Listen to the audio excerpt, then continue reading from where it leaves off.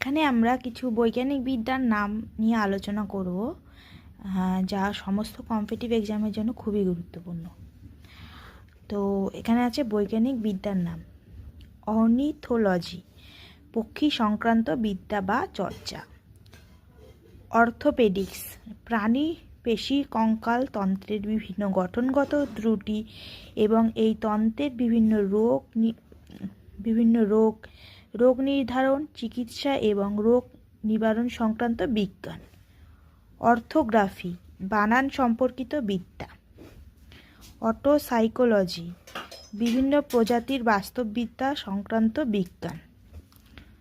Optics, আলোকের উপাদান সংক্রান্ত বিদ্যা। অপথেমোলজি, চক্ষু সম্পর্কিত বিদ্যা। অরোলজি, পাহাড় বিষয়ক চর্চা। অম্ব্রোলজি, বৃষ্টিপাত সংক্রান্ত চর্চা। অঙ্কোলজি, ক্যান্সার সংক্রান্ত চর্চা।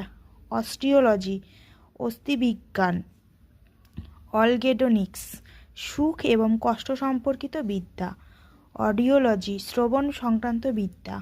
অটোলজি, নিজেকে পর্যবেক্ষণ সংক্রান্ত বিদ্যা।